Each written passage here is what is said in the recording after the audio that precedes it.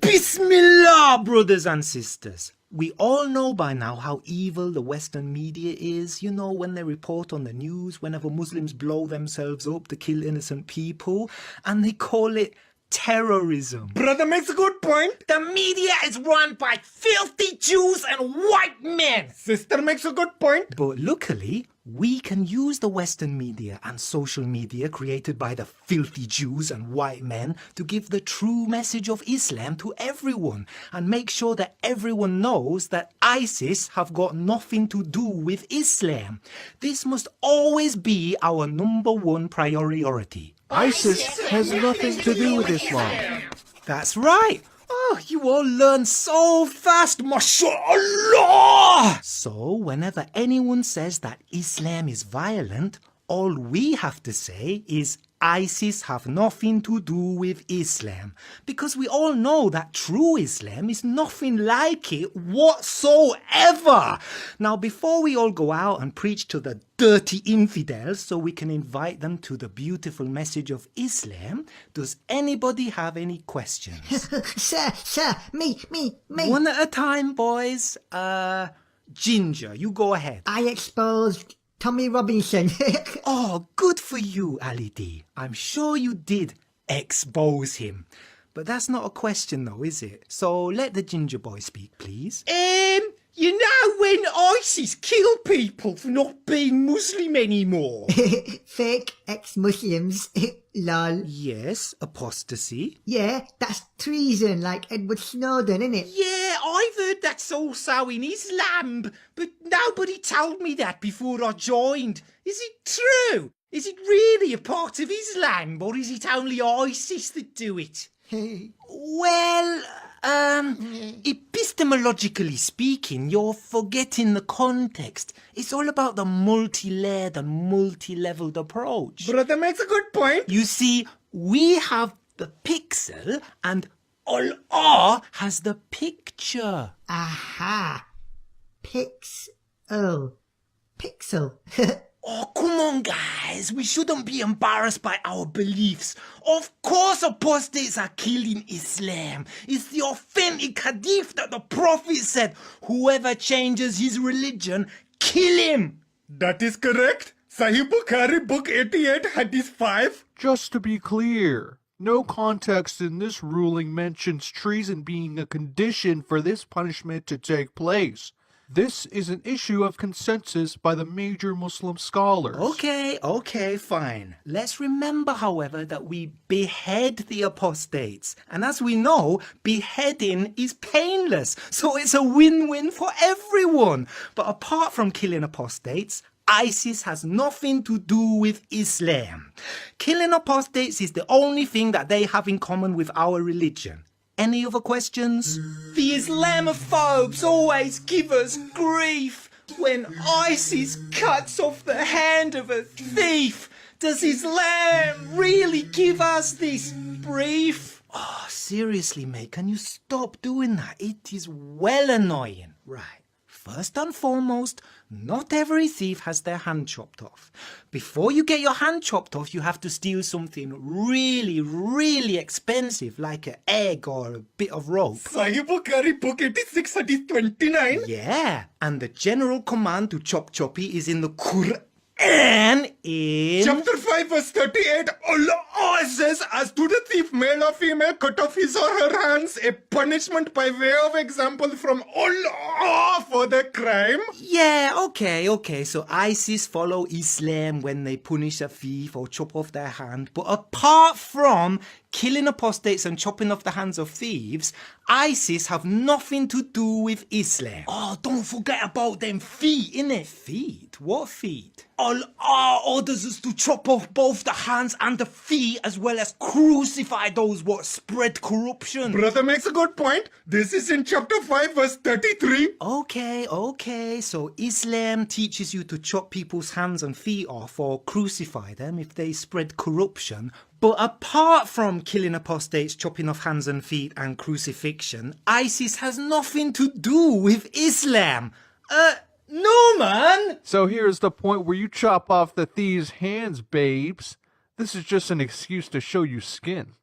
Oh, look at that. I have an outie. And I'm not talking about my belly button. You know what, babes?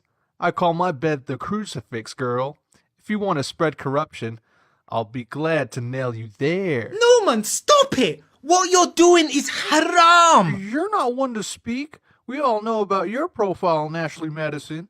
Mr. Compassionate who likes cuddles. That reminds me, what punishments do ISIS carry out for adultery? Well, what ISIS do is they give fornicators 100 lashes while a group of Muslims has to gather round to witness. Quran chapter 24 verse 2. And ISIS also stone married adulterers to death. Sahih Bukhari book 93 hadith 55. Alright, so I guess that might be a little bit Islamic too, but apart from killing apostates, chopping off hands and feet, crucifixion, lashing fornicators and stoning adulterers, ISIS has nothing to do with Islam.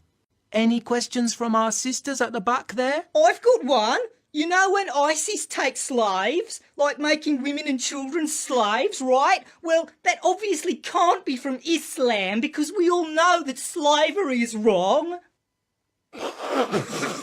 Wrong! Are you stupid? Even the Prophet had slaves and the Quran specifically allows it. Quran chapter 4 verse 3, chapter 4 verse 24, chapter 4 verse 25, chapter 23 verse 6, chapter 24 verse 33. Alright, we get it. The Quran allows slavery. We all know that. At least those of us with full intelligence, not half intelligence like women, innit? Ew. That is true. Women have half our intelligence. We are told this in Sahih Bukhari book 6 hadith 9. Excuse me, I'm not going to attack you personally, but Islam to me. Sister, you cannot just interpret it the way you want to. Islam is not made up by every Tom, Dick and Harry. Sister, all major scholars agree that enslaving men, women and children is allowed in Islam, mostly after battle. Prophet Muhammad sallallahu enslaved all the women and children of an entire Jewish tribe after he killed their men. There are many more examples, sister. Alright, we get it. Slavery is legit. But apart from killing apostates, chopping off hands and feet, crucifixion, lashing fornicators, stoning adulterers and enslaving women and children, ISIS has got nothing to do with Islam. Hey, what about my gay friends? We can at least say that Islam welcomes gays with open arms and that is why ISIS are un-Islamic. What? The puffs? Oh, that is disgusting. Yeah, God created Adam and Eve. He didn't create Adam and Jamal. Our prophet said that we must kill the gays who act on their lust. Sunan Abu Dawud, book 40, hadith 112. We can fling them off the highest roof, but only after we've established proof. Oh, whatever. No one likes the gays anyway, apart from Linda. Okay, let's just get some context here. People say some stupid shit sometimes. I just say that shit to make them allies against white men and Islamophobes. Ah, very clever. Anyway, right, so apart from killing apostates, chopping off hands and feet, crucifixion, lashing fornicators, stoning adulterers, enslaving women and children and killing gays, ISIS has got nothing to do with Islam. What about collecting jizya from non-Muslims? Quran chapter 9 verse 29. What about destroying shrines? Sahih Tirmidhi book 10 hadith 88. What about executing blasphemers? What about executing prisoners? Is hijab really compulsory? Do drinks really get lashed? Oh, look, we seem to have run out of time, so I'm afraid I won't be able to answer any more of your questions at the moment. But my original point still stands, yeah?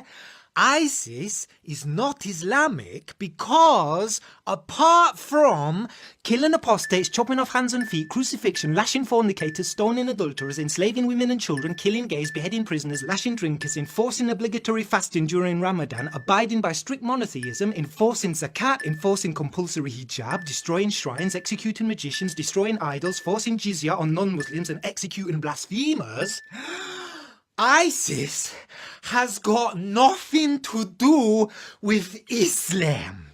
So, what have we all learned today? Islam has nothing to do with Islam.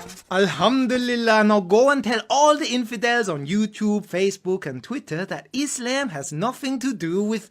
Wait, what? Oh, shit.